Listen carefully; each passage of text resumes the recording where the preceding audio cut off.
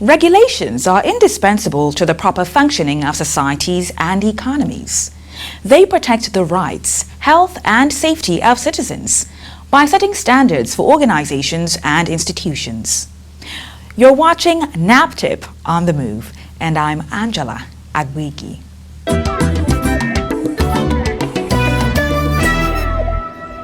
Today's episode is highly informative, and it's a must-watch because ignorance of the law is not an excuse.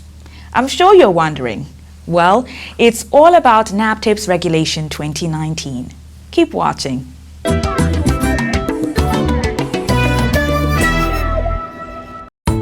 Established by the Trafficking in Persons Prohibition, Enforcement and Administration Act 2003, amended in 2005 and reenacted in 2015.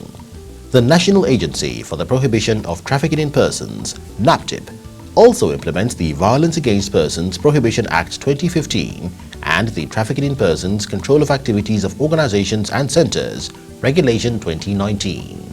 In 2019, the Honorable Attorney General of the Federation, Mr. Abubakar Malami, Senior Advocate of Nigeria, issued a regulation called the Trafficking in Persons Control of Activities of Organizations and Centers Regulation 2019.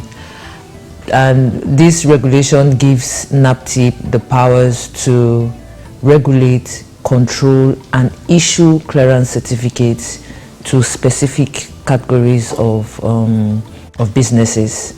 So to travel agents, to tour operators, and also intending travelers who are seeking to travel for educational purposes, for labor recruitment services, and also for cultural activities, musical excursion, sporting activities, and also organizations, centers and shelters that offer services towards the rehabilitation of trafficked persons. So in essence, the regulation 2019, as it's commonly called, is one of the measures employed by NAPTIP to prevent and curb human trafficking in Nigeria. Why was Regulation 2019 issued? The main reason why this regulation was issued in 2019 was because there was and still is an obvious abuse by some persons and organizations who work in this sector. And also over the years, we have seen a proliferation of organizations, of shelters and centers that also work in this space. And this has led to a massive exploitation of victims. So for instance, the agency is currently prosecuting somebody who ran an illegal orphanage, for years, collecting children and in turn selling children to unsuspecting victims. We are currently prosecuting a woman who, sold over 100 children in 2 years. Also, we have investigated a number of travel agencies, and we are currently prosecuting a couple of travel agencies who have used their businesses to also traffic unsuspecting victims. We received a lot of petitions during this recent concluded Hajj pilgrimage, where people who wanted to go perform their Hajj in peace, they were scammed by travel agents, they were scammed by travel agencies. Some of them were stranded, some of them were actually detained at the port of entry. And look at what is happening in Dubai. We saw on the news last week tons of Nigerians who are stranded in Dubai and trying to come back to Nigeria. And many of the cases we handled from our end, many of them were promised jobs in restaurants, they were promised jobs as housekeepers. But of course, when they arrived in Dubai, it was something else that they got. The Regulation 2019 is in line with the agency's preventive strategy. The essence of Regulation 2019 is to sanitize this space, which is why we are diligently implementing the regulation. So it's not about profitability, it's mainly about separating the wheat, from the chaff, and protecting those organizations, protecting those shelters and those centers who are selflessly working in this humanitarian space. And also so that the donor community will be wary about who they give their funding to, because there's an obvious proliferation of organizations that work in this space. And also for embassies to be careful about issuance of visas. Of course, we know that there are legit businesses that work in this space.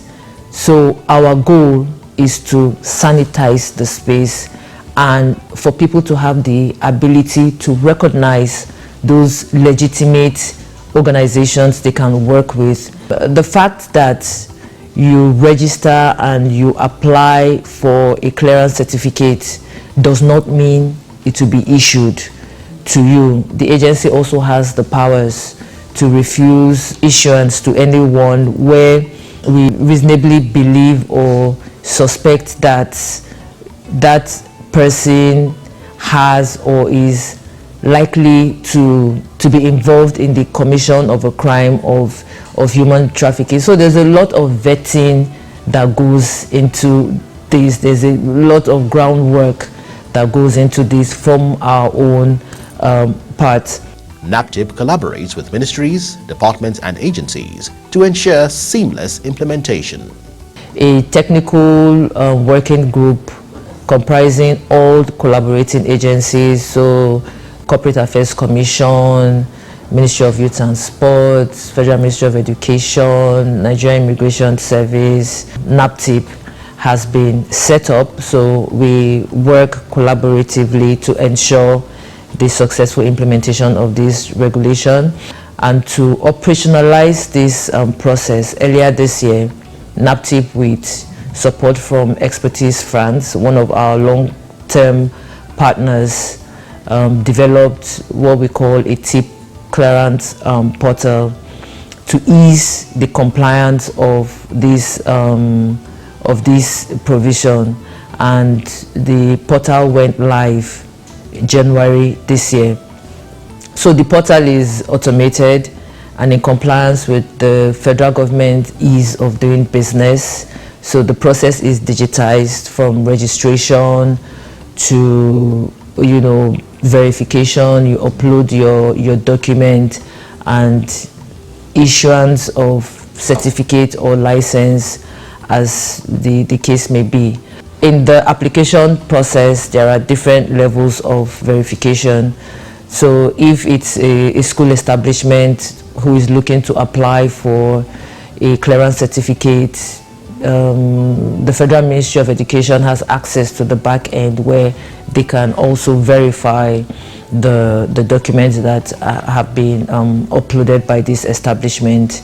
Then of course Ministry of Youth and Sports also have access to the back end to verify documents of sporting outfits or sports scouts. We also have labor verified documents for labor recruiters. So from the back end, we at NAPTIP were able to verify corporation documents. So if you upload your CAC document, we are able to verify that, and the Nigerian Immigration Service is also able to verify the uniqueness of each certificates that are being issued at the airport.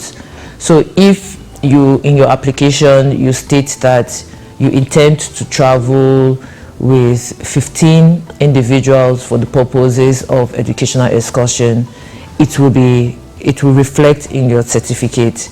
And when you go out, you're expected to return with 15 individuals. So when you return, you come, report to NAPTIP to say, oh, I'm back, I went out with 15, I'm back with 15. And some embassies have indicated interest, and we've also given them access where they can equally verify these certificates when presented as part of the visa application.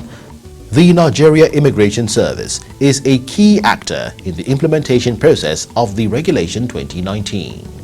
The role that Nigerian Immigration Service is playing in this process is to authenticate, first of all, travel documents of travelers who are traveling out of Nigeria, and also to check, among other things, the authenticity of the clearance certificates that will be presented by those ones who are traveling for the purpose of cultural activities, and those ones who are going for employment abroad, who come under labor recruiters and also tour operators. These are the categories of people that are supposed to obtain this clearance from NAPTIP, to check to see if they have genuinely obtained clearance from NAPTIP and if the certificates they are presenting are authentic. This app, more than anything, I would say is timely and is a welcome idea, because the fight against smuggling of migrants and trafficking in persons is not just a national fight but a global fight, and the reason why all hands must be on deck, and every innovation or idea that will help to reduce human trafficking and smuggling of migrants will be much welcomed. Non-compliance with this regulation attracts administrative fine. The regulation also provides for administrative sanction. So any individual who fails to comply with the regulation, that person shall be liable to a fine of 250,000 naira. Then 2 million plus any other penalty prescribed by the Trafficking in Persons Prohibition, Enforcement and Administration Act of 2015 in the case of an entity. So when we say an entity, means in the case of a company or an organization, center or shelter. The regulation itself and guidelines to the application to the regulation is available on our website. Anyone can go to www.naptip.gov.ng and download this regulation and also the accompanying guidelines, and I advise any interested party to do that. It's just a 4-page regulation. Even the guideline itself is just about 5 pages. So it sets out the requirements for the different categories of applications, and it also sets out the required administrative fee. There are specific requirements for different categories of applications. For organizations, shelters and homes offering services in this humanitarian space, it is the same online process but more intense. So you go on the portal, you register, you apply, you upload your required document. Then from our end, of course, we verify your document, we do our due diligence. Then you are expected to generate an inspection date.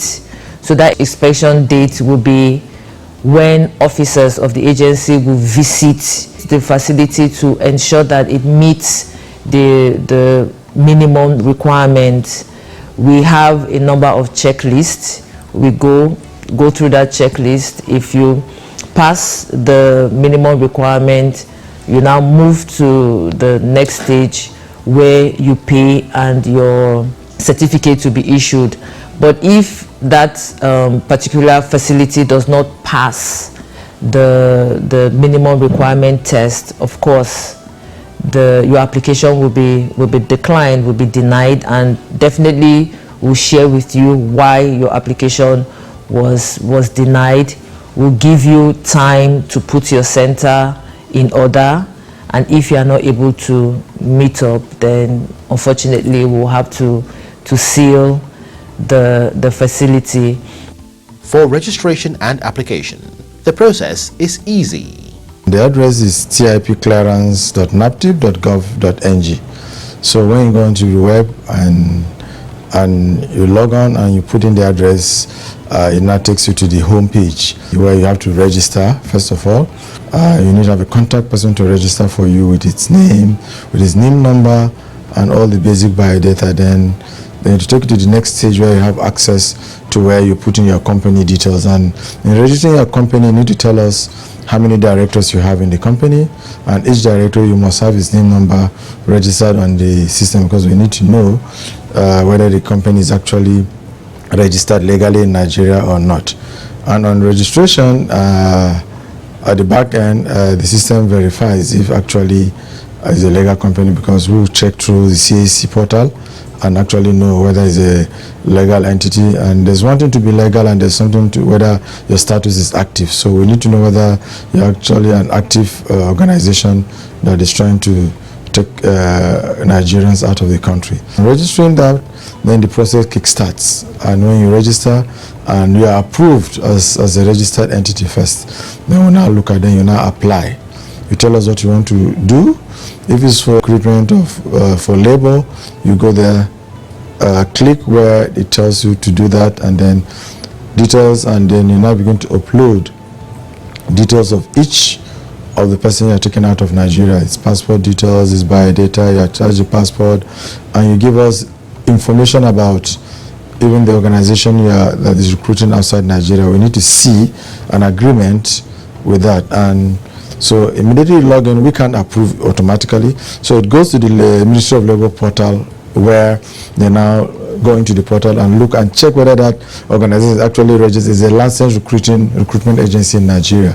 So if they see it's a licensed recruitment agency and has all the requirements needed, then they can now approve from their own end, and then it sends back to us. But where they feel or they see that there's a problem with the organization, or there's one of the requirements that the organization have not met, they can decline the approval and give reasons to us, and we see the reasons, and automatically the applicant sees the reason for declining his application. But immediately they do that, we see and we cross-check everything. If everything is okay, and then the final approval is the Director General. She approves it electronically. You do not need to come to the agency for anything. It's only if you have issues or there are glitches, you can call us or send us on the support email address, which is support.tipclearance.naptip.gov.ng. Try to look at the guidelines before you start and get all your documents. It might not take you more than 40 minutes to 1 hour maximum to upload all your documents. In registering, you need to register in time before your trip, because we actually give approvals within 14 days. When I mean 14 working days, we could give in 24 hours, we can give in 48 hours, it could take 14 days, but you need to have everything. If you have everything, it will take us more than 24 to 48 hours to actually give you a clearance certificate for that. NAPTIP is creating awareness to ensure that all stakeholders comply with Regulation 2019. We've been sensitizing the public through electronic and print media. We have a jingle on the regulation, and we are consistently churning out the much needed awareness through different platforms. And this awareness, I must say, is really catching on, and there's a heightened awareness amongst concerned persons, amongst embassies, amongst donor community. So everyone, whether you work in this space, you're a labor recruiter, or you're a tour operator, you're a travel agent, or you own a center or an organization, everyone is now aware of this regulation and the importance of its implementation. So embassies are now circumspect in issuing visas. You will not be able to travel out without a clearance certificate if you need a clearance certificate, because immigration officers will definitely ask you for your clearance certificate, and access to donor fund will now be stiffer because donor organizations now reach out to NAPTIP for us to advise if certain organizations they are looking to work with have been issued these licenses. Then in June, this past June, we issued a press statement on the compliance of the regulation, and this has led to an increase in the number of organizations, shelters and centers that have registered, and also an increase in the number of applications for intending travelers for the different categories. This regulation 2019 is here to stay. It is here to protect you. It is one of the preventive mechanisms that is being utilized by the federal government of Nigeria to stem the tide of human trafficking. We know that there are lots of tricks, there are lots of emerging trends that traffickers use, and enticing people through the possibility of getting them jobs abroad, possibility of getting them sporting contracts is just the easiest way that traffickers now use to recruit and transport victims out of Nigeria. So all applicants can submit their application via the TIP clearance portal, www.tipclearance.naptip.gov.ng. Indeed, NAPTIP's Regulation 2019 is both a protective and preventive strategy aimed at curbing the menace of human trafficking.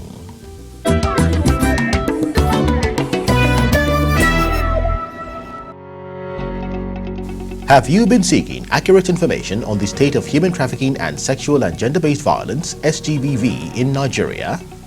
Do you want to make direct inquiries on these issues from the NAPTIP High Command? The opportunity is here. Watch out for the Conversation with NAPTIP. This is an online interactive platform initiated by NAPTIP to periodically interact with the general public on burning issues relating to human trafficking and SGBV in Nigeria. The second edition holds on 13 September 2022 from 12 noon. To join this conversation, watch out for the link on the social media platforms of NAPTIP or visit the website on www.naptip.gov.ng. NAPTIP, ensuring a human trafficking and violence-free nation.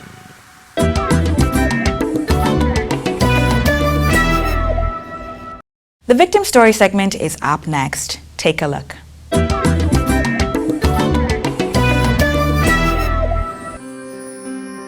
It started when I was in Kano. I was staying with my auntie. Actually, I don't know her. I just went to do house help there because of school. My family, we are 10, no boy, and my daddy just wanted us to go to school, and that's all. So I was with her. She told my daddy that she's going to put me in school. So my daddy agreed with her. I started school with primary 1. At the end of primary 1, she stopped me from going to school. She wanted me to help her and train her, the child that is growing up. So she used to maltreat me. Sometimes she said I should be in the kitchen when visitors are coming, so nobody will know that there's a house help in the house. I'll work from morning to night, no resting. Sometimes she won't give me food to eat. When people ask, she'll tell them that I've eaten. Sometimes she'll say I used to steal her money. So most times she used to say, because her husband doesn't like whenever she's shouting at me, so she said I want to collect her husband from her. And then I just take that on myself that I'm not that kind of person. I just pray to God to help me get out of there. So there was a day she told me to go to the market and get her food stuff. So I went to the market. I don't know, the man that I used to buy meat from, I bought meat from him, so he said that he doesn't have change, that I should come back later or the next day. So I went back to her. I told her. She was like, okay, I've used her money, and then I want to lie to her that we should go to the market. I went, the man has closed. She started beating me that I'm a thief and I used to steal her money, so most people used to call me thief. She even reported me to my school. She reported to the school authority that I'm a thief. That's why she stopped me from coming to school. My mommy's sister is living with one woman in Abuja here, in Watson housing. So she told my daddy that there's a place, if I'm not okay with that place, there's a place here called Watcliffe that they help children, they go to school. If I'm not okay, that he should bring me here, or he should tell her so that she will give them information. And then he told her. That is how I came to Watcliffe 2019. I started school, and I started from primary 4, now I'm just 2.